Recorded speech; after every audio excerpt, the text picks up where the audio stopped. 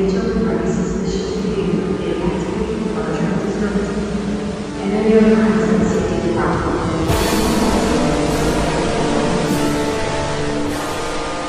his case, it makes sense because his dad was John Paul, so he was John Paul as well. John Paul II. Yeah. I didn't know that was your uncle. Yeah. Is that legal? Like, I guess you're supposed to name yourself after a saint or something. But what if a pope was like, just call me Jackson? There's a Saint Jackson, I think. Are they allowed to pick any name? Let me... No, I do think it has to be a name of a saint. Oh, au contraire. The last pope to use his baptismal name was Marcellus II in 1555, a choice that was even then quite exceptional. Names are freely chosen by pope and not based on any system. So, if anyone listening is about to become pope, Quattro Bagina, just give it a shot. See how it feels. Or we could also choose the name Shamyl. Shamyl. Yeah. Yeah. Which is also a chosen name. That's not his birth name. Oh, wow, I forgot. I was so used to his name just being Shamyl, like Prince. Yeah, he was born sickly, and in the tradition, yes. Of the Avars, you could change your name to trick the fates and live on. I like that tradition. No, I think it's a cool one. Yeah, I think it speaks volumes. I'm not sure what's in those volumes, but it's apt for someone who rewrote the destiny of an area for as long as he did. Yeah, it kind of goes with that nominative determinism, right? Or it goes against it. For a while, the way that the story doesn't let you feel that hope for too long, because I think oh, hold on, I'm gonna do the reading. I think this is a good moment to open up our what am I doing? The very nature of the land opposed them was Shamyl's ally, like the climate which winter by winter forced them to stagnate in winter quarters, and in summer brought its dread train of fevers and drought across the giant chessboard of mountains and valleys. Oh shoot, let me try that again. Actually, this is tough. The very nature of the land opposed them was Shamyl's ally, like the climate which winter by winter forced them to stagnate in winter quarters, and in summer brought its dread train of fevers and drought. Across the giant chessboard of mountains and valleys hung a curious atmosphere of hopelessness.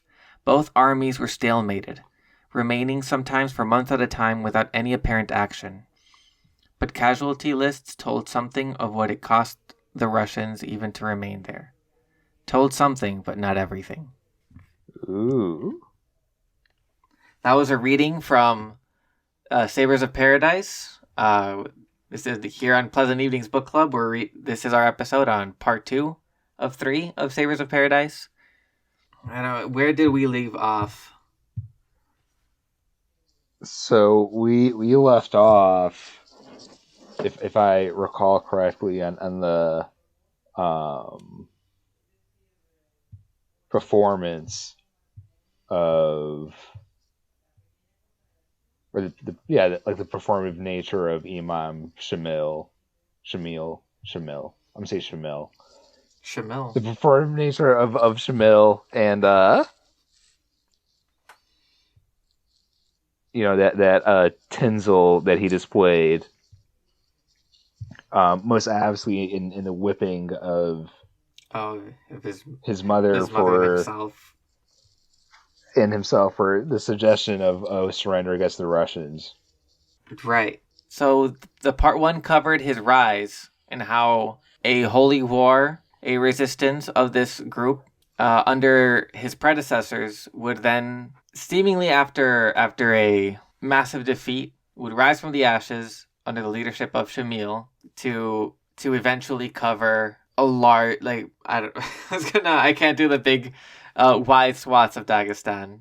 And part 2 covers that peak after the rise. Yeah, so part 1 was his rise, his fall, then his rise again. Part two, I guess we call it his heyday, his peak.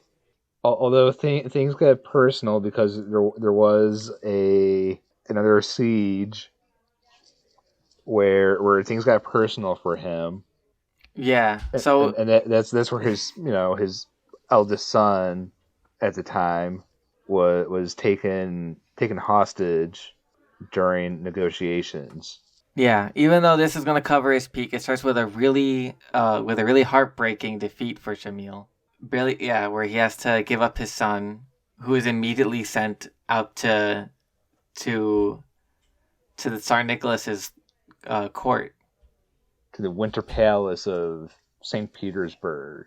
Yeah, so I think like that's the main thrust now. I think we're like in the first part, Lesley Blanch was setting the scene for these developments, like the background of Russian presence in the Caucasus, but now we're really laying into what it was like to be in this war, and we get to see it from the two different perspectives. From the now more established Murid, I don't know what to call it. I don't know. It's like kingdom isn't right. What's the word? Imamate. Imamate, yeah. As we get to see all the people for whom it's normal to fight for Shamyl, and who start to rankle under their rule. We got a sense of what that was like with the whipping thing before, and with his system of post. But now in this one we get a little bit more of the politics, which we're gonna get into, and also from the perspective of the Russians, we got the front over like in Georgia and the different areas on the borders of the Caucasus, and all the way up at the Winter Palace. Is there anything you want to hit first? While we're sorry, I set the tone a little bit too NPR when we started. I think we could just I think we set the stage. This is Pleasant Evenings Book Club. I'm Roberto. This is Corbin here. Yeah. As always. No, so I mean, I like that first quote starting off with the landscape, because part two does begin with a very Russian perspective of the Caucasus via Russian poets and artists and writers that were present at the Murid Wars. Yeah, I love that section. Like the way that, just from the sheer numbers. Like besides that, Lesley gets to borrow from their like incredibly beautiful descriptions of their encounters with the Caucasus, Tolstoy and Lermontov, Pushkin. Besides that, just at the sheer number of literary sources she presents to us, even that is like a swirl of like, oh wow, like the way that these mountains just brought something out of people. Yeah, I mean, I had never heard of Lermontov before this, and now, and I think you said it before, like he's of peak interest to you at this moment. Yeah. Like, we didn't say it out loud, but that's probably going to go on the list, right? For a future episode, maybe? Something of his? Oh, for sure. I mean, the way he's described, the way the poetry or prose is described, all his evocations of the Caucasus have that anguished clarity, that sharpened perception, which a first or a last look bestows, and which resembles, perhaps, that intensity of a vision experienced by the takers of mescaline or peyote. Like, that sounds badass. I can see how this book would have inspired Dune. Yeah, for sure.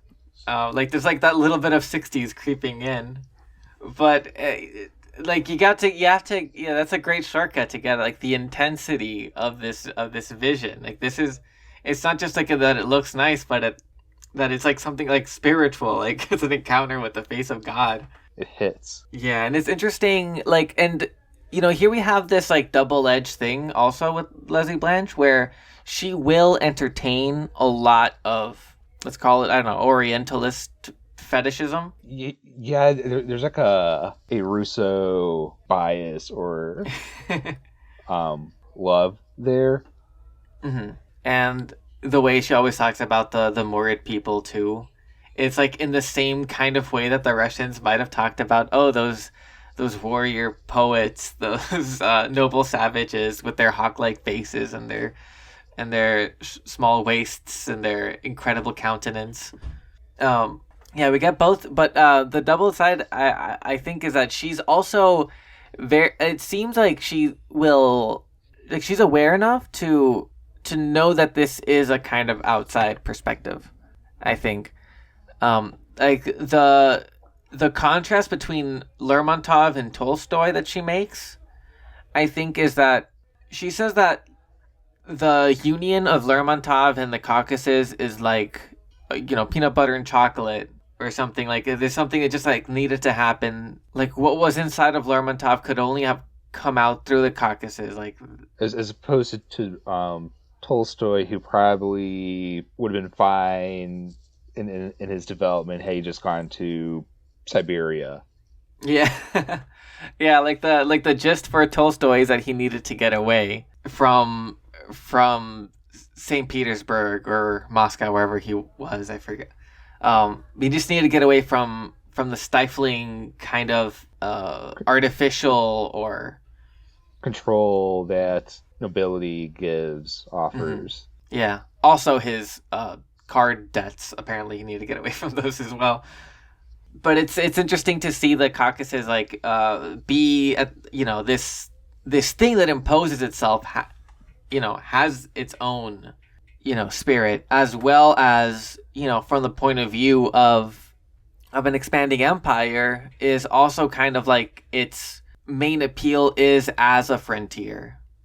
Like the way they talk about the Caucasus as this far off place, like this jewel to be claimed, puts in doubt, I don't know, like how well it would be integrated, should the rebellion be put down. I don't know. It's I guess we can look at actual history, but I don't know. That's a separate thing, I guess. It would be cool if we saw more Murid writers or Caucasian writers kind of speaking for themselves, as opposed to a strictly Russian literature, Western coverage and interviews of this conflict. And Mm-hmm. if we're not getting a Russian exploration of this, we're getting a English one as well. But to bring things to the other side, the inn for the description of the Winter Palace being this hostage child was a masterstroke. I think it's excellent, like narrative, because then you really see it from the outside, like all of these riches and or this contrast between riches and the haves and have-nots. Like the way that she describes this whole world is intoxicating in its own way. Definitely. Here's something, I don't know if this is a little too cute. But the way I was saying that the Caucasus brought something out of Lermontov and brought something out of Tolstoy, the sheer amount of it's just things going on when Shamyl's son is brought to St. Petersburg. It's it's also an awakening for himself. Yeah, but it's one that is instead of that something that bring something out of you, it's the way it imposes itself. All these details come at you. The samovars and the bells ringing, the snow that seems to shrink the world down to just the street that you're on. I guess if I can find any passages. But this flurry of golden plates, of rooms themed after different things, like vast castles.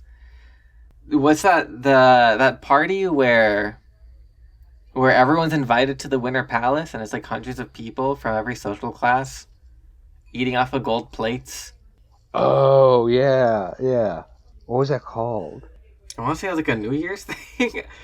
Yeah, it was part of their Easter celebration or something. That was kind of cool. That was yeah. Neat. I guess that was the full expression of Russian democracy at the time. Right. Yeah. The which is so crazy for the more Western, for the French and the English who were seeing this happen. But it's also the only bit of democracy, right? Because we got Nicholas as the policeman of Europe, who's paranoidally obsessed with shooting down any hint, any smell of liberalism. Yeah, not even just at home either. Yeah. Or yeah, even the way he ran the campaign for a while, he was trying to micromanage everything about it, and would just like tell the officers, the commanders, like what to do instead of like giving them leeway to make their decisions down there.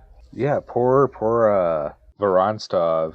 There's a bunch of generals that he went through when he was ticked, right? Yeah.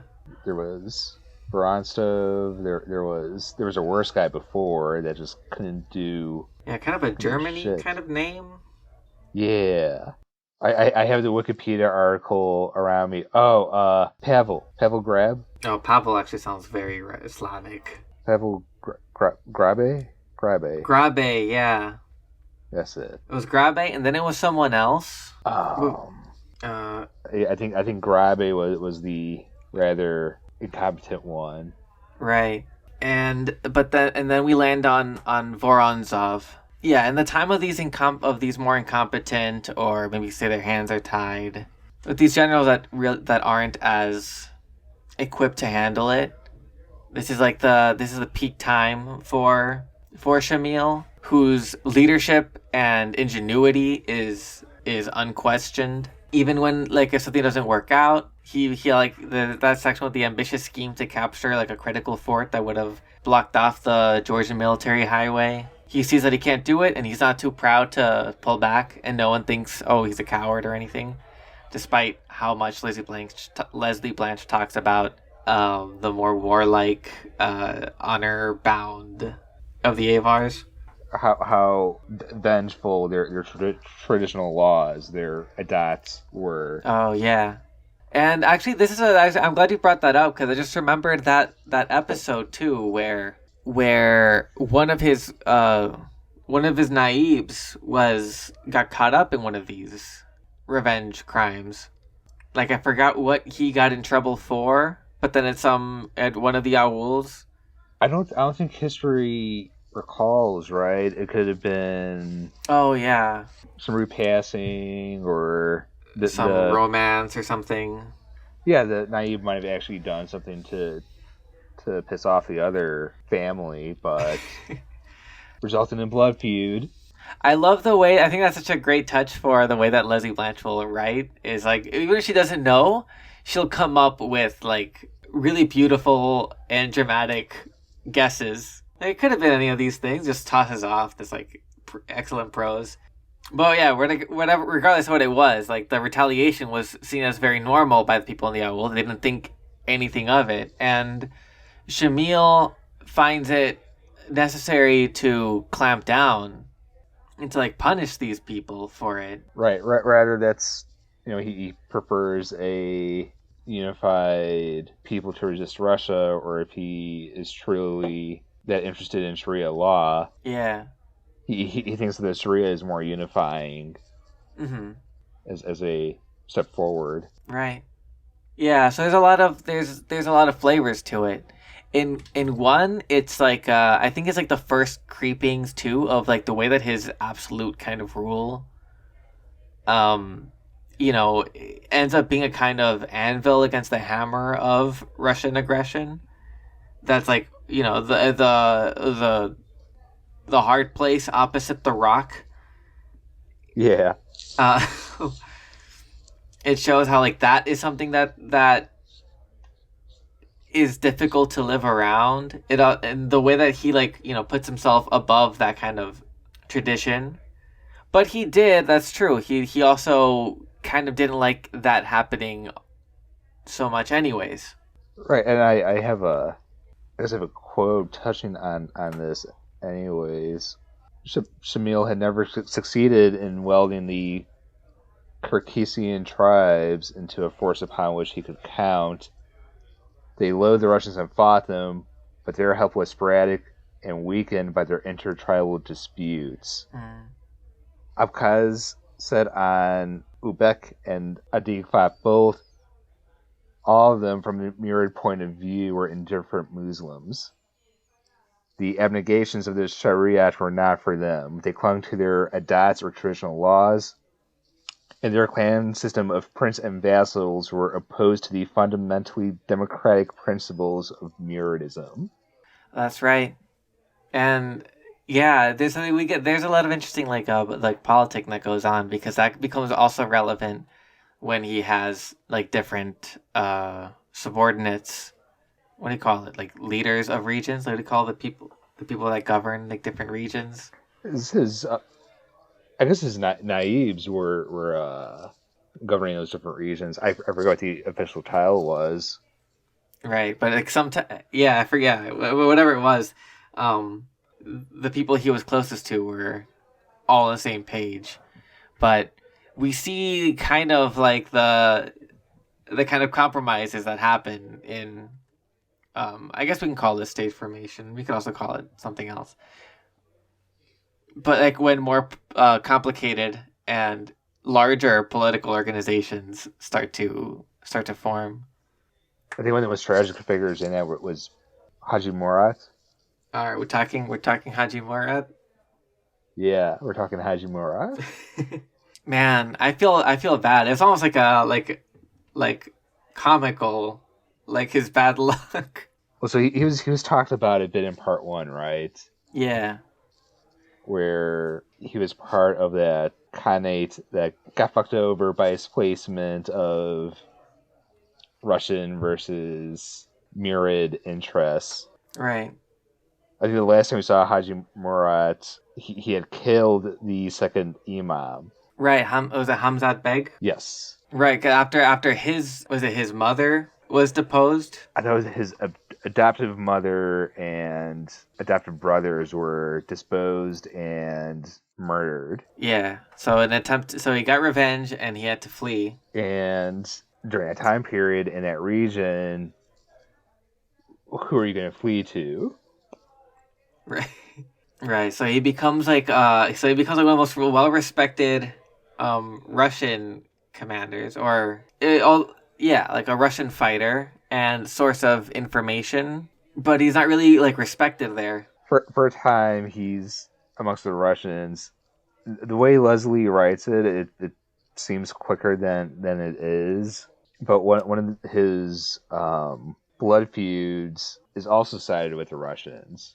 I don't recall the name of Haji Murat's feud guy. Oof, this is a tricky. This section is so many names, and we see him like try to play the side where he can exercise his dignity the most. Yes. And for a while it's the Russians, there's someone there he's got a feud with. It was Acclimate Khan, I think it was. I'm gonna trust that, but Ahmed Khan gets the ear of the Russian superiors first. Yes. And he convinces them that he's gonna defect, that he's currently a spy for Shamyl, or that he's spying for the Murids, and that you shouldn't trust him. Which is so crazy. So then they're gonna execute him. And like this guy, this is like a kind of Monte Cristo story, like one betrayal after another. He loses everything, swears to get revenge, joins the Russians, like this crazy outside force that's creeping in on his homeland. Because of some petty rivalry, gets put to death. So he has to escape. They're climbing these terrifying mountains, and his escape plan is so audacious, which is jump off the mountain. Yeah. That Russians think he's dead. Yeah, and God, it was so brutal. Like he had a Russian soldier tied to him, and so he jumps and brings that guy along with him. When he wakes up at the bottom, his skull is split open. He's got a broken leg or broken arm, and a few ribs are broken or something. Yeah. And that Russian guy is dead. He's tied to a dead man. So he stays still until they're sure that they think he's dead. Then under the cover of night, he goes off, nurses himself back to health. He gets found by some people who show him some kindness. It reminds me of Shamil's like escape from Gimri. It is reminiscent of that. Yeah, which is I guess it's somewhat apropos. And he's like, "Well, the Russians did me dirty. I guess I gotta quash this beef with with Shamyl." And Shamil's like, yeah, I like you. Yeah, which shows like also like Shamil's like intelligence and like the way he's willing to accept people coming over, or like the way he like reads people. I guess I don't know. It's also couched in like very religious language. Like he's saying like now I know the way. Like this, like I don't want to get the words wrong or misappropriate Islamic language, but They were beautifully written letters too, though. yeah, and it's kind of like I don't know the Christian story. I guess I would think about as the prodigal son, like the way he's like now I know the way. Can I please come back? And he's saying like everyone in Shamil is like what's important is that you're here now. I've been trying to read a little bit about Islam. I have like a beginner book I've been like leafing through, and something interesting I've read. The funny thing you mentioned unity. Apparently, unity is a huge theme in Islam. Like the unity between like the entire Muslim world is a huge deal across nations and all that. And then there's also this idea because it's a very like the religion is very focused or very concerned with truth and knowledge as a kind of ideal, and the way it frames belief in God is that it was a truth that was known. There was a primordial like unity with God and understanding of God, and then the time between that and Muhammad's teachings or revelations is known as a kind of period of ignorance. Or like forgetfulness and corruption. I think forgetfulness is a big focus point, I think. Yeah, it kind of rings a bell. Like I said, like it's only brief readings. This is a huge book. I've been mostly reading Sabres of Paradise in between. Yeah, I was trying to get through Asad Muhammad myself, who was a Hungarian that had converted to Islam. Oh, interesting. Because of its roots in reason and argumentation. Oh, so we were on a similar kind of journey. Yeah. And so forgetfulness, that does kind of ring a bell. So I feel like that kind of model kind of gels somewhat with Haji Murad's, like the way Haji Murad's return to we'll call it return. I'm not sure like what his alliance was to Muridism in general then, but the religious framing of his allegiance with Shamyl.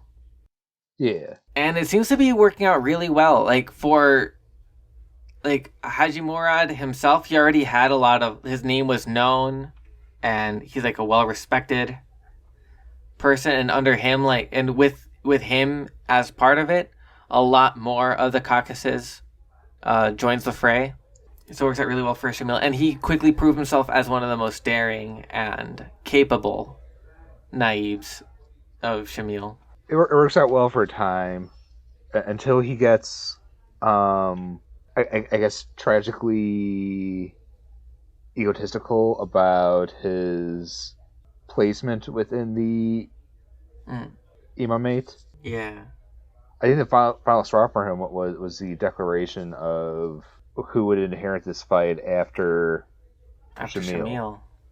Yeah, and Shamyl kind of did that also in response to Haji Murad getting too famous. He's like, by the way, it's not going to be him. It's going to be my son. And it's his second son.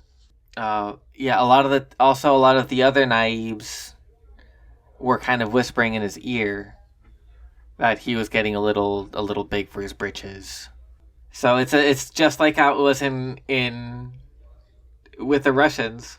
Yeah, like the same thing happens. I guess this escape is not quite as daring. He gets word ahead of time to go ahead and leave. But it's kind of, there is something kind of scary, and that he leaves in such a hurry that in the meantime he had a wife and kids now. Yes. So he joins the Russians again, but he's given even less. He's not really allowed to be a soldier. He's just kind of at court in Georgia, where all the Russians like fawn over him for being so exotic. And he's just kind of like a kind of chess piece. Like, he's much more valuable as...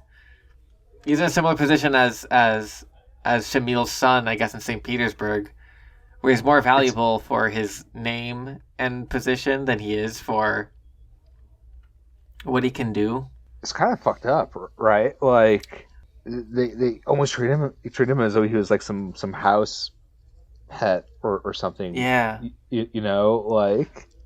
Right, like those strange pets that the Tsarina had in St. Petersburg. Also, like something to show off, and he's terrified. He's like, I really need to fight Shamyl. I think I could do it. I'm a great soldier, and my family is in danger. He's ruthless to his prisoners. They're probably in the pits with eyes gouged out now, and these Georgian Russian nobles are like, yeah, we'll talk about it later. Right. It seems like a lot of European diplomacy, a lot of the art in it is delaying conversations that you don't want to have. Yeah. I mean, dismissal is very much a political tactic at this time. Yeah. Well, I guess we'll get to touch on it later. I just want to put a pin on also just the way that he's kind of discarded. Like, there's a respect for Shamyl, of course, as a worthy adversary after whatever 20-something years of fighting. He's at least known to be someone to respect. The way that Shamyl's son in St. Petersburg is sidelined, and the way that the Caucasus is ignored, even during the Crimean War. Like, we want to see it as a kind of like battle of fiery souls, but it's also, European colonialism just kind of playing itself out too. But what was I gonna say? But yeah, this thing between Haji Murad and Shamyl. After a while, he realizes, oh, I'm not gonna be able to do anything with the help of the Russians. So he has some people that are loyal to him, and he runs out. Of escape this time. Yeah. And man, I felt so bad for them. It do prove fatal this time. Was it Lerman? Was it Voronzov, or was it the guy before him who was in charge at the time? It was Voronzov. It was Voronzov. That was in charge at the time. So we'll talk about him soon. But like, he caught wind, and he had people follow him. They cut him off, and Haji Murad does like a final stand, and like the way that she gives him that last bit of dignity of just being incredibly deadly in his last stand. I think for every bullet was a Russian soldier that fell. Yeah. And when they ran out of bullets, it was knives, and it took a whole effort. And like, the saddest thing, I don't know, the saddest thing is the whole thing, but then we also find out that Shamyl didn't do anything to his family, and was like, oh, he was willing to... He wanted to talk it out. He was willing to try to make peace? Yeah. Which I think Hajimura had heard like whispers of, and he's like, no, I don't believe it. I don't believe it. No way. Which, honestly, fair. How can you trust... Like, it's hard to trust someone who, like, who has created a situation where he has absolute control over who lives and who dies, and who has already wanted you dead before. It's a tragedy. Yeah. Another, like, while we're on Haji Murad, I think like something we forgot to bring up, I thought it was interesting, was that little bit of Tolstoy that she throws in, because Tolstoy is going to go on to write a book by the same name. But there's a surviving letter where he's talking to a friend about Haji Murad coming back to Russia after Shamyl had ordered him killed, and he says like oh, he's gone down to I forgot the exact quote was. He was pretty critical of them, though. Like, I don't know if he knew all the details. I guess maybe if he knew that Shamyl wanted him dead, maybe by the time it's in the book, he'll paint it differently. But he's like, he's kind of like, he can give up a little bit of dignity going down to these Russians. yeah. It's an interesting pose that he takes. And like a lot of these soldiers and commanders like have a kind of like patriotism. Like a lot of them feel that they're doing things for Russia. They look off to the north, knowing that Mother Russia's there. But Tolstoy is kind of like a detached sort of observer. It's an interesting pose. We got a lot of different characters coming down. I remember, I'm forgetting the details. I remember was there an Englishman who had joined the Russian side just for adventure or something? Or what was it? He was in love? Or? Yeah, he wanted to adventure around, I think it was. There were some love stories, though. Yeah, a surprising number of affairs and unrequited loves. And like Shamil's favorite wife was a hostage Armenian.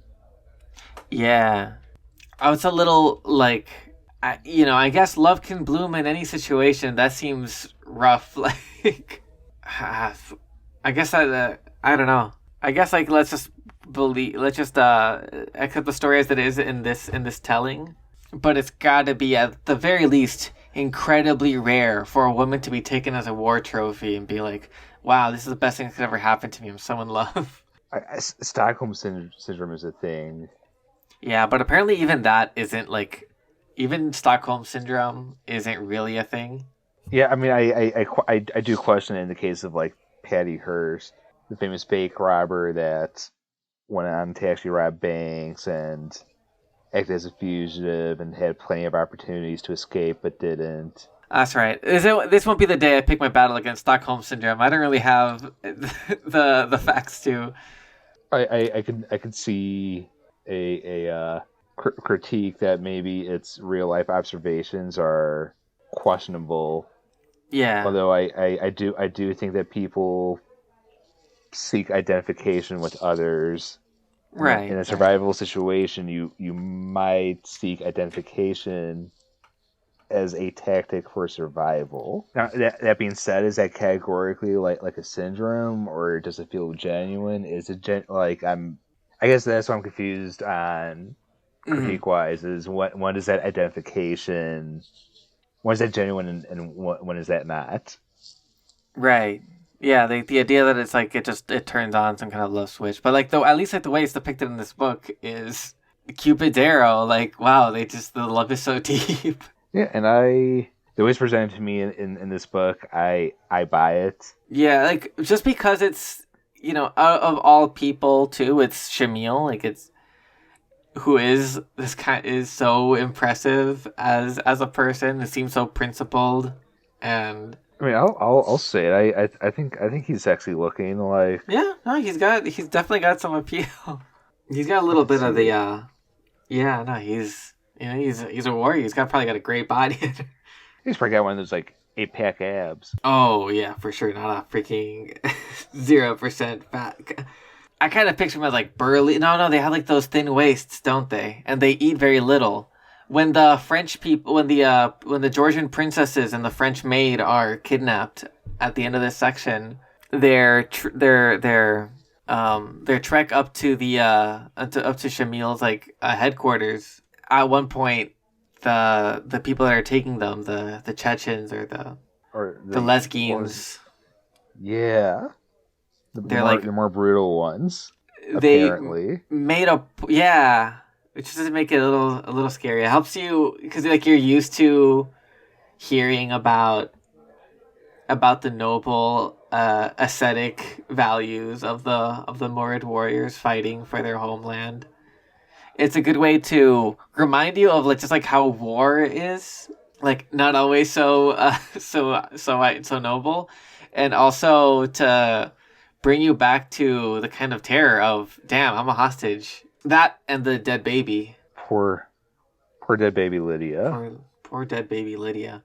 Also another like great stroke of narrative is you first see that they just find a dead body, and then you get the scene of how the baby dies, and it's like just enough detail, like just like the in the cold and in the great speed of going out while being tied or held, to this horse.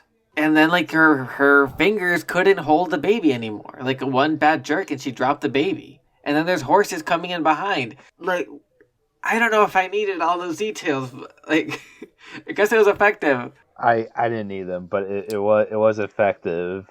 Okay, I guess what was really effective was that the father, the husband, King David, his troops had found the baby's body.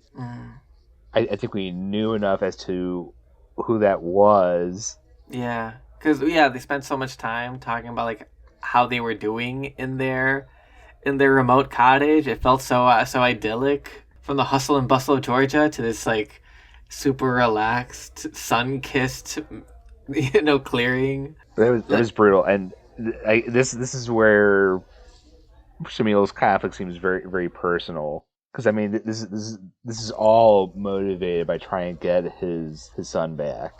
Yeah, at this point in the story too, like we saw his peak, but also with Voronzov's arrival, and the Russians sort of learning how to fight in the mountains, and the death of Haji Murad, like little by little, his influence is waning too.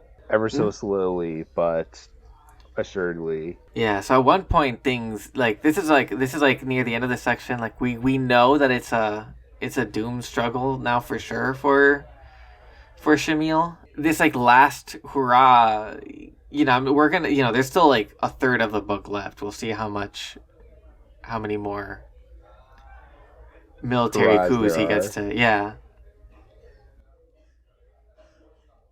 But we at least get to identify with this goal for him, like get his son back, try to get a hostage valuable enough that Tsar Nicholas will give him back his son. And the added tragedy too of the son at this point being so thoroughly westernized or Russianized. Yeah, like he stopped wearing his his Avarian clothes. He's still really good at riding horses, as he would be, of course. He has a riding a bike. Right. Oh, that little bit when I brought up the hostages, just that they were like they made sure to feed them extra because they're like, oh yeah, you guys like to eat more than once a day, or you guys like to eat every day or something like that. I forgot what the exact one was. Yeah, it's like, oh, we're used to eating once every few days.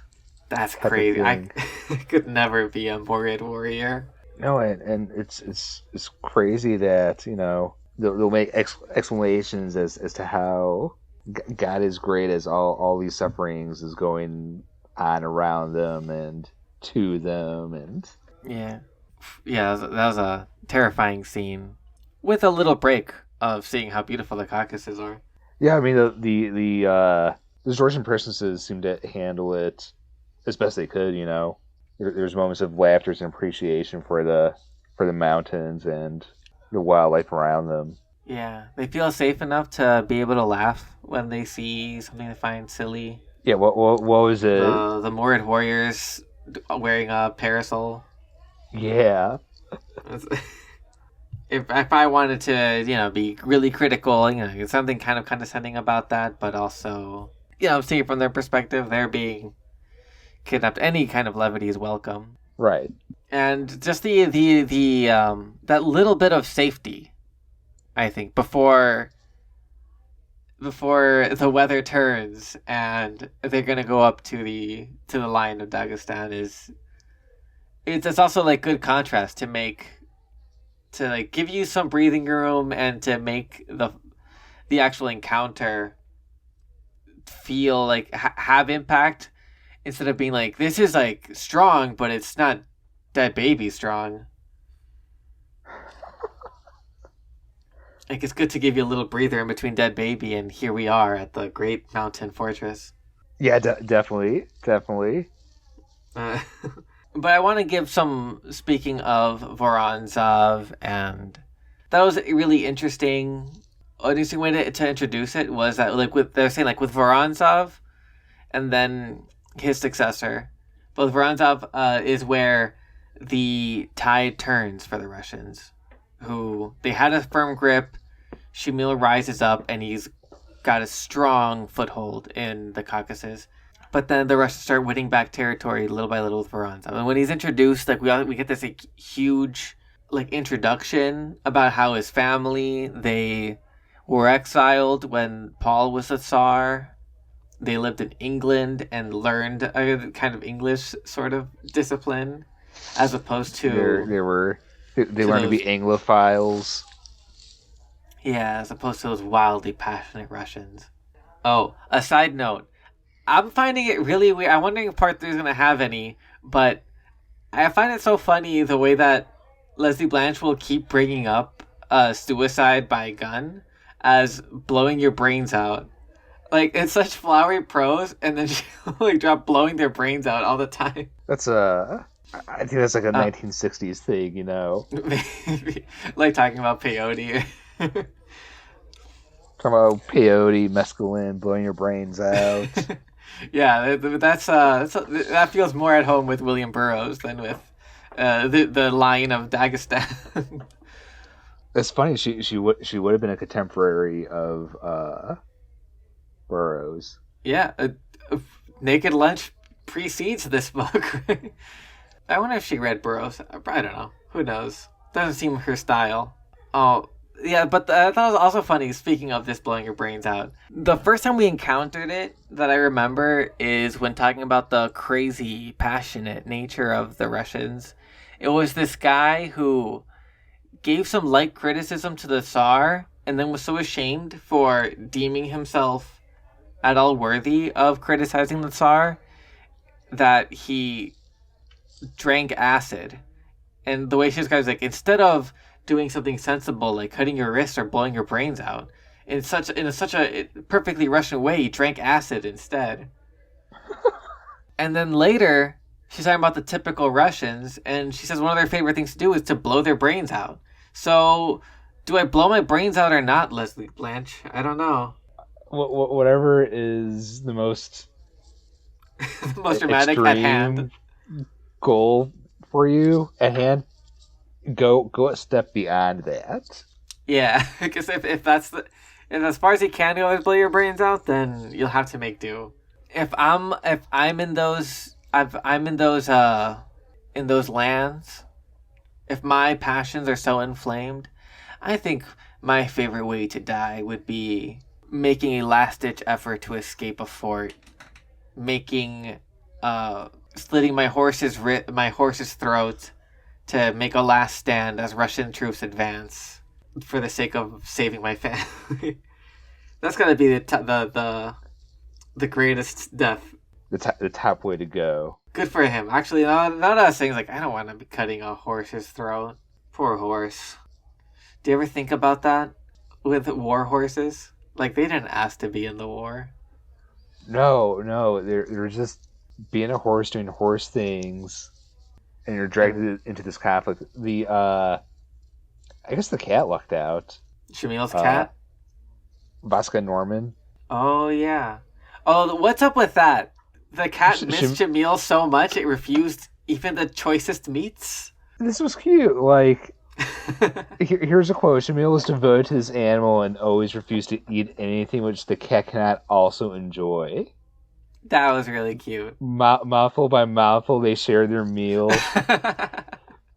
I picture, like, Wouldn't It Be Nice by the Beach Boys playing in the background, Daydream Believer or something. Yeah. I mean, I'm petting my own cat right now, talking about this. Miko. Aw, how sweet. Making an appearance. Hey, buddy. Yeah, if horses were cats, this would be a different, very, very different story. If horses were cats... No, speak up. Let's go in. If horses were cats... You mean like horse-sized cats, or... I'm imagining... Like that Lord of the Rings, that like a crossbreed between the two, right? So you have some cat like aesthetics, and then you have some horse-like behaviors. Okay. Yeah, because yeah, a cat mind, a cat soul would not accept the saddle, No. except for with Shamyl, who I believe would have a cat so loyal. How did we get here? How did we get here? If the Avars or the Circassians had cat horses, they'd be leaping all across the mountains. The greatest terror to the Russians. Oh, yeah, exactly. Yeah. It'd be the most advanced form of warfare that the Russians have ever encountered. Yeah. Oh my God! Imagine you're a Russian troop. You're a newly emancipated serf. You get conscripted into the army for glory. You're told you're gonna go out into the far reaches of the Caucasus, where the great Shamyl makes his home, and Voronzov is leading your battalion. He's the biggest guy in their region. You get lured deeper and deeper into the forests, down the marshes. There's poisonous snakes and bugs and fevers. You've seen people die of cold and of dysentery. And then you hear the rumble in the distance. You're ambushed. Freaking giant cat. Cats are brutal too, because they'll like Play with you to death. Oh, that's what it is. You know what? It's you're camping out. You got separated from your troops, and then you see in the dark just those eyes reflecting a little bit of a firelight. Of light. Terrifying. I'm sure they would have all given up. But to go back to the story, with Voronzov, we get this whole thing about this family that's like, it just seems like chance. They seem like as ordained as the Romanovs. Oh, hold on! I just got a message here. What's going on? Ah! Where's this? Did you already have a cat horse in your back pocket, or? No, I googled horse cat. Wow, and of course, wow, that's beautiful. That's going on the cover. I hope it does. Credit to Cody Veste's horse cat. What a yeah. If they had this, then Shamyl would have gone as far up as Crimea even. No, and no horse cat would have died. No, yeah, that's also not allowed. Sorry. So Damn.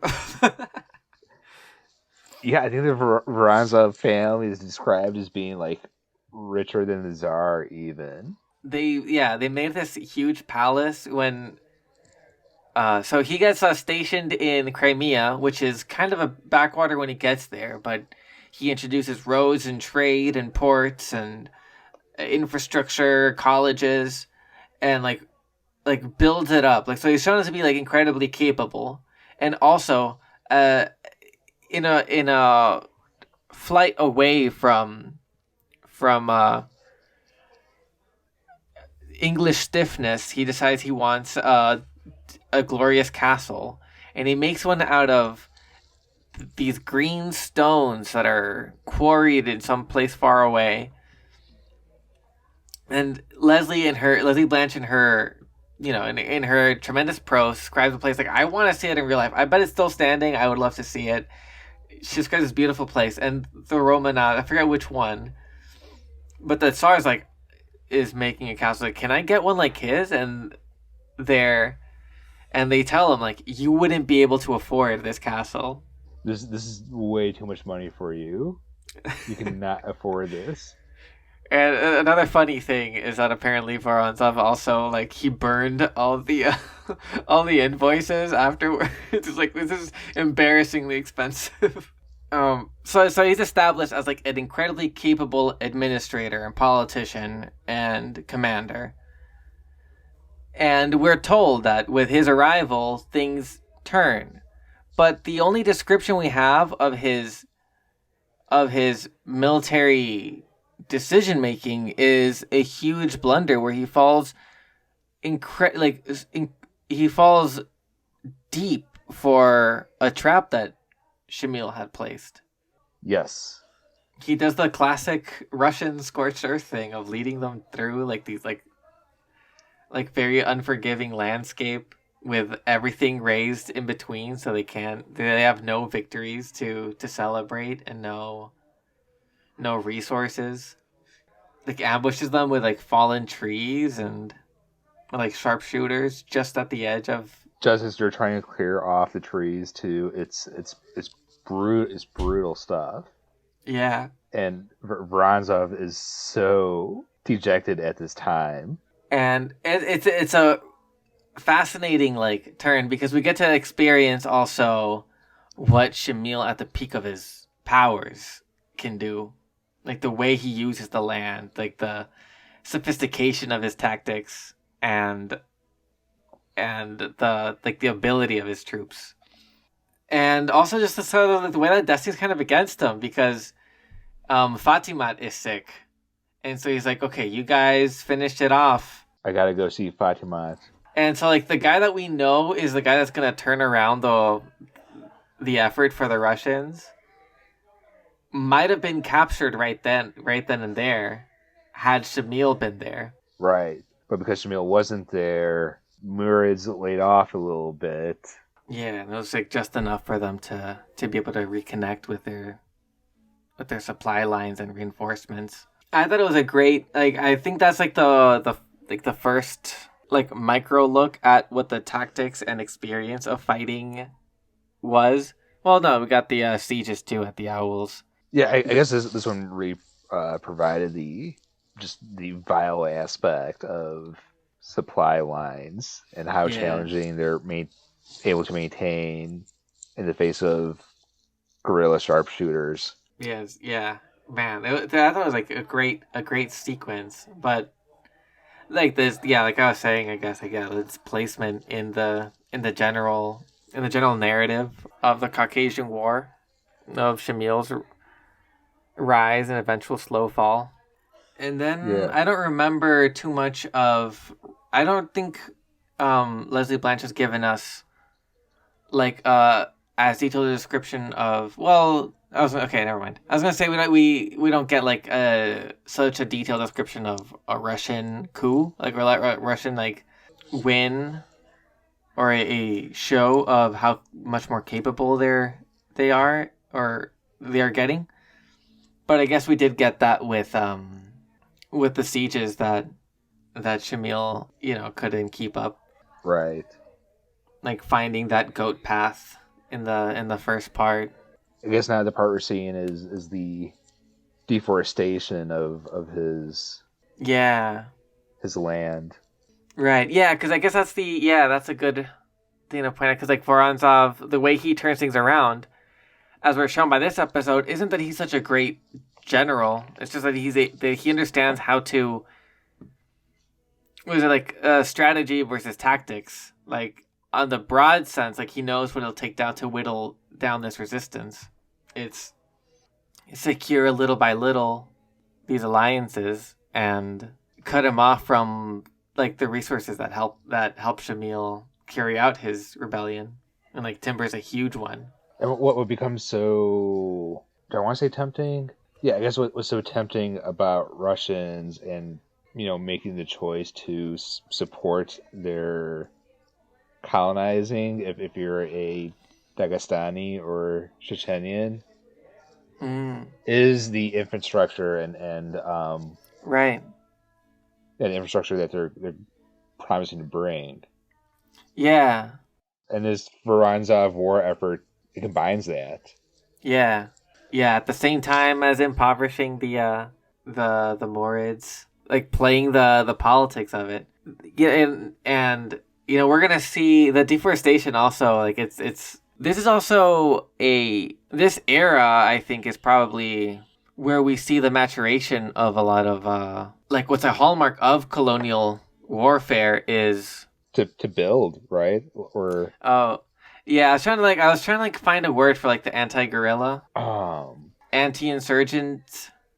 I think I see where you're going. That kind of like the deforestation thing. Like the first thing I thought of when I was reading it, the first thing I thought of was just like, oh man, this is not too long before Galvania that we read before. But that's a different kind of deforestation thing. The next thing I thought of was the United States dropping Agent Orange on Vietnam. Like the woods, the forests, the jungle, whatever, like, is such a huge part of like guerrilla tactics of mounting these this asymmetrical war. Right. And it's interesting getting to see that being discovered. Like, this book was written in 1960. Yes. So, I think it was before Agent Orange. I think this is before the United States will officially declare war on Vietnam. I think there was already some whatever.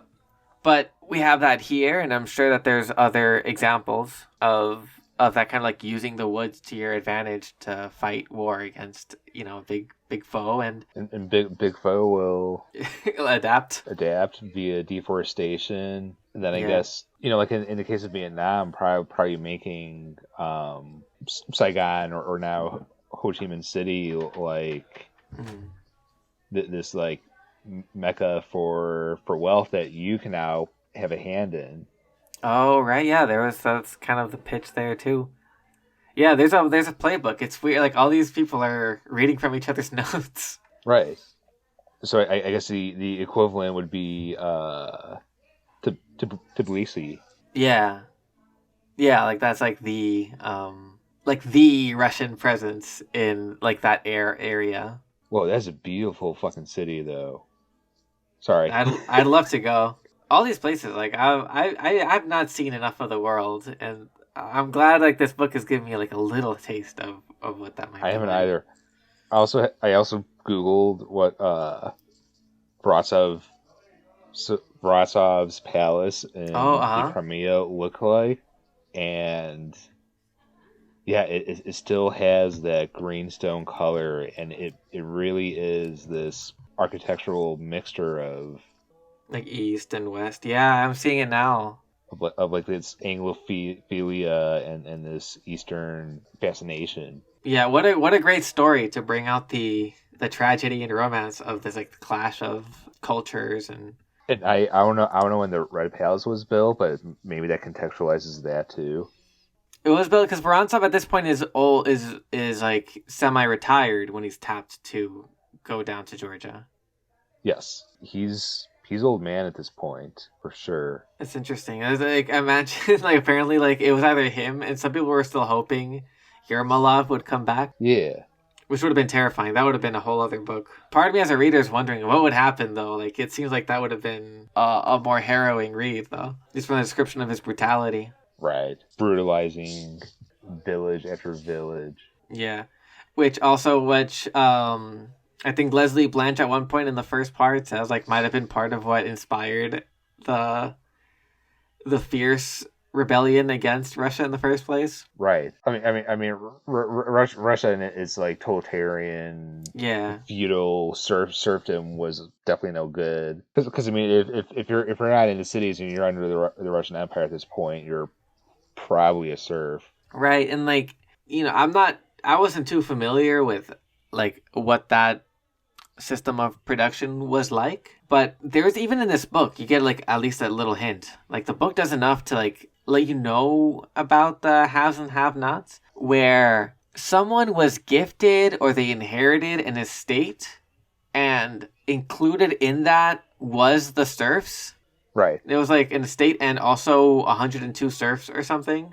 Like how demeaning. I don't know. Like it's not just like that's your boss or something. It's like it's more like you're their worker. Like you are tied to this land and this bloodline or household.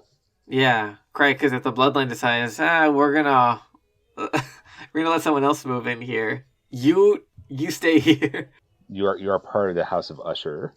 Right. Yeah, there's something kind of twisted. But like I can like of course there would be a December Revolution eventually. Or a Red October. Or of course people aren't gonna be happy with the way things are. I'm really interested if this is gonna cover any of the Bolshevik or Red October events. Yeah, we got a Bakunin cameo. That was fun. Yeah.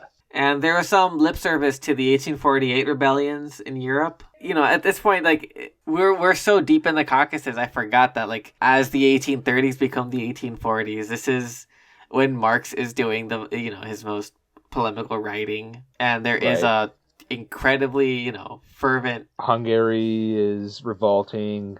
I think Napoleon Bonaparte III makes an appearance. Yeah. And we see, like, Russia's, like, self-image, like, they're caught up in the Caucasus, but that's, like, one thing that they're dealing with. That's, like, one small piece of what Russia's place is geopolitically. Right. Meanwhile, the Lesgians don't even believe that there's such a thing as France. Yeah. Or an elder Russian woman takes in a Finnish person, thinking that they're teaching their household the most pure Parisian French. Yeah, that goes to show, like, how huge Russia is. When there's still, like, these cracks and disconnects. Yeah. It's so interesting, yeah, like, they're so, like, the way that Lesley Blanch, like, depicts them, they're so cut off from the rest of Europe that way. The Caucasus is, like, this, like, frontier that people like Tolstoy can escape to, this place to seek adventure and glory. And when you're in, I made some reference to it before when Lesley Blanch is describing what St. Petersburg is in the winter when people are out skating in the ice. Like, she describes it as she doesn't use the word snow globe, but she basically describes it as a snow globe. It's like this hermetically sealed world. Right. I'm going in different directions, but, like, that kind of, like, disconnect, I think it speaks to, the disconnect of the nobles in charge, or the way she describes the way they indulge in these riches. Like, it is something that is so fantastical that it really can't be supported by reality. I think it's hard not to think about the foreshadowing of 1917, or what the Decabristi rebellion would have been. Right. I guess so much of the St. Petersburg politics and its artificiality, it seems, and its general placement amongst Europe, it seems so much like the shadow, the wet dream of Peter the Great still. Yeah. Like they like build up this, like, image of how things should be, and they create this incredibly, like, opulent the fantasy. It's very much a choice too to have moved the capital, the seat of Tsarist Russia, from Moscow to St. Petersburg. Yeah, that's pretty wild. That a leader would have the capacity to do that, and that it would work out so well. St. Petersburg would become such a thing. I guess it's happened the other way around when Constantine moved the capital to Constantinople. Right. It was, I guess, seeing the East as more of the center of where things were happening. Definitely. Or when Turkey moved its capital from Istanbul to Ankara. I'm wondering if there's anything that we need to hit on this discussion of part 2 of Sabres of Paradise.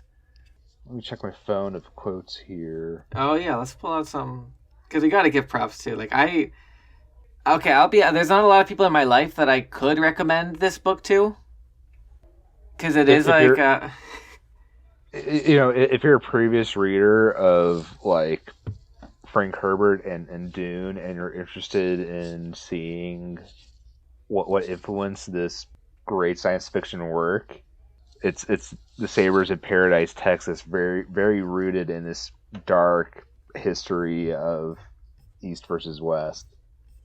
Yeah, and if you're not a reader of Dune, like I wasn't, it's still like it's still an amazing read. It's like darkly romantic, epic in scope, occasionally funny and scary. Like, it is a great read to sort of immerse yourself in.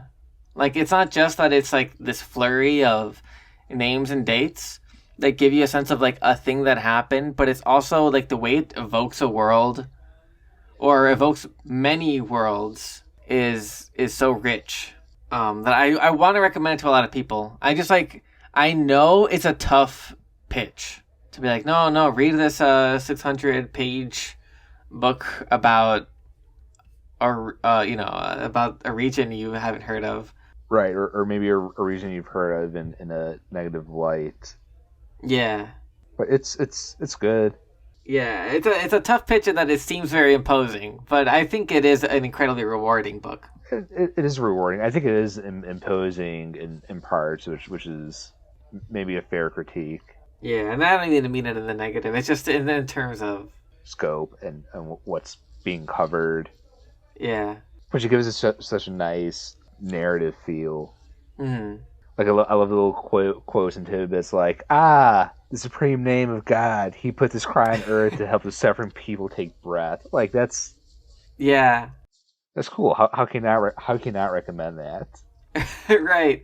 Yeah, we should like jump into these voices and like worldviews. Let me see if I can find a quote. Now I wanna. Oh, I found the quote. I have a quote, but I guess the last thing. Oh, go on. Go ahead. Oh, I don't know if this is the one I want to pick, but I just ran into the description of the commander before Vorontsov Grabe, and she did not like spare him. He was stupid, pedantic, and slow.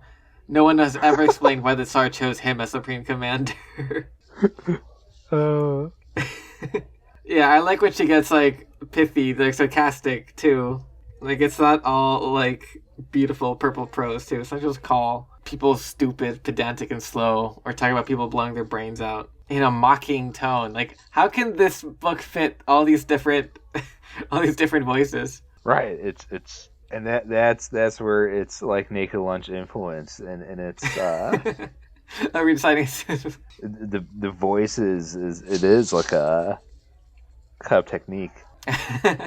Yeah, I guess that's the way to make all this stuff fit is to just fly across space and time, talk about how things are gonna play out before jumping back into the maybe of whether things will work out or not. Yeah. What were you gonna say before I talk about Grabe being slow, stupid, and dumb? I mean, I guess the quote summed it up, but some of her word choices like sanctified affliction when talking about. Ooh, I highlighted that. Yeah, that's beautiful. Some of the suffering and stuff, or sorry, not and stuff. But when talking about the sufferings of the mountaineers and the suffering of the English and Russians, and they're they were unified in this sanctity. Right, that's good. That gets at like an interesting question of like why would you put yourself through so much? And in part the kind of one of the only ways, at least the way it's depicted, is like you gotta like make a romance out of it. Right. And yeah, we saw a lot of suffering in this section, and now like I'm guessing part 3 is gonna be like the sad denouement. Like we're gonna get like the way I see this playing out is like the first few chapters will be the fall of Shamyl, and then we're just gonna get like the way that the cookie crumbles afterwards. Yeah, I think so. I think this is gonna be maybe still personalized or presented through the eyes of the Georgian princesses. Oh yeah, we're gonna start there. Them. And excellent, like what a gift to Lesley Blanch in telling her story that she got this amazing point of view. Plus, like a journal, right? Like this is like a historical thing that happened. Like not just a story being told, but she had to do like historiography. In her interviews with all the grandchildren of Shamyl, of Madame Drancy. Probably, like, yeah. I'm not gonna try to French it up. I'm not gonna say Vichy France again. No, thank you. We don't speak French here. That's not even like France isn't even real. Like you can't convince me France is real. No. Yeah, so I am looking forward to this new section. It's gonna be a little sad. Like, we got this like fiery romantic section. It's probably like, the most novelistic that that it's been. The first part was a little bit more historical in style. Like here are the facts I need to know. Like here's my sources. Here's the setting. Like an interesting thing that shows like I think it's a fine liberty to take was when Haji Murad was being taken up the mountain. She's describing the scene, and she says that, and then she says like as they walked, like pebbles they kicked, like fell down the vertiginous depth or whatever. Like I don't remember like the exact words, but she like takes that moment to be like how terrifying these like little rocks falling. But you know, there's no historical record that said little rocks fell, but that's just the kind of thing that happens. It's a great way to.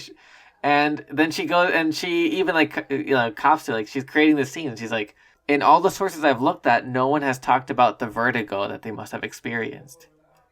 But they must have experienced it. Oh, I would have. Yeah, for sure. I've experienced that shit on the Grand Canyon. Like it is scary being that high up. Oh, cool. Or looking that far down. Heights scare me. So yeah, like it is. I gotta make my way to the Grand Canyon. I was hugging the wall the entire time. When I picture the Grand Canyon, I guess they can't do it because of all the people that go there. I imagine it just the canyon. Like there's railing, or how does it look when you go there? Can you repeat that last question? There's like what is it like when you're there? Because when I picture the Grand Canyon or going there, it's like when you think about going to see Stonehenge and then you find out that it's cordoned off, like, and you can't get in without paying. Instead of just being this thing on the hill, I imagine the Grand Canyon like a car commercial, like just like this vast emptiness and the canyon's there. But I guess like there's like rest stops, like there's bathrooms there probably. What's it like? It depends on the portion you're at, right? So I mean, you know, there's the touristy parts with the gift shops and you know the restaurant and the rest area, but then you know you could walk farther along the hiking trail and very quickly escape. Oh, there's a hiking trail. Like civilization. Pretty close. Then you look down and you go, oh! Yeah. So, and what really gives me a lot of anxiety is how other people like tempt fate. Interact and tempt fate when interacting with these ledges in a way that I most certainly wouldn't. So you were so you said there was a wall where it was for you? Well, so because we started walking down a part of it. Oh. Because there's hiking trails. Oh, in the canyon. There's no railings there, and what I call a wall was like the rock face of the canyon itself. Oh, I see. I have such a cartoon understanding of that whole part of the United States. I really just imagine like the picture of the Grand Canyon, just like a steep fall, and you see the river down there or something. I went to that's the time when I went to the desert recently on my Las Vegas trip, and as soon as I went out into that red desert area, my first thought, I guess, was like non-verbal, just holy shit, beautiful, etc. But when I was able to put things into words, I was like, this is exactly like Wile E. Coyote and the Roadrunner. That's awesome. But yeah, that makes sense that there would be all this infrastructure around the Grand Canyon. Of course, you'd be able to hike down it. Like that's an interesting. That makes me want to go there even more. Like that, it's not, you don't just like look down it, but you get to experience the hugeness by getting up in it. Yeah, and I mean, you very quickly can't escape from most of the infrastructure. It's probably for the best. Like how many people, like especially when it's famous, like how many people are gonna die for being stupid up there? If there isn't, tons. I mean, there's a lot of people that meet their fate there. Yearly Grand Canyon deaths, 11 a year. But if there wasn't the infrastructure, I bet it'd be bigger. Probably. The leading cause of death is airplane and helicopter crashes. So the top three types of. I can see that. Okay, so like if you're like an amateur pilot, Oh, you think you're gonna do a trench run down there? yeah, or like you're misreading or you're interacting with the altitude meter more than looking outside. Oh, yeah, it's gotta be freaky.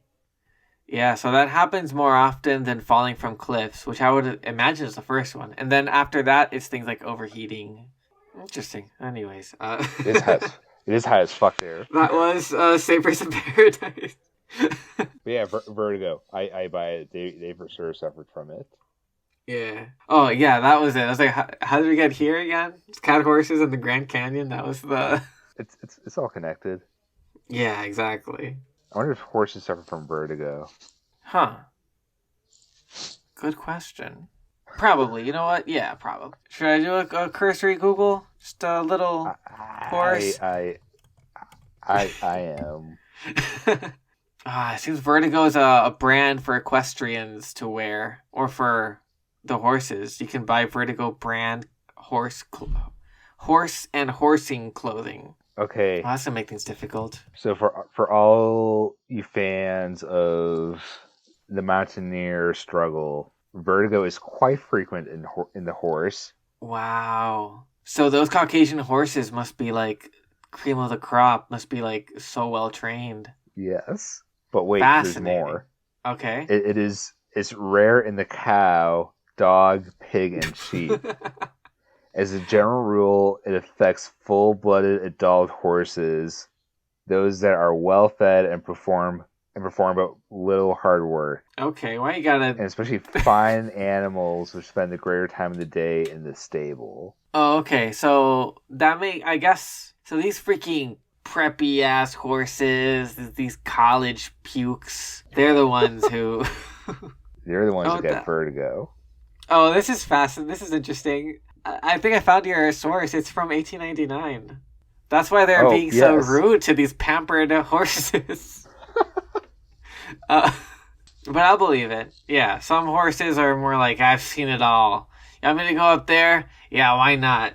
I guess horses I guess they behave like their owners do. Oh.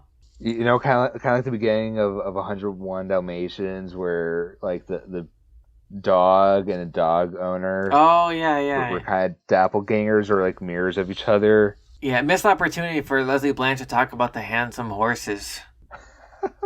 It's not too late. It's not. Yeah, that's right. We got. I need one handsome horse before this book is over.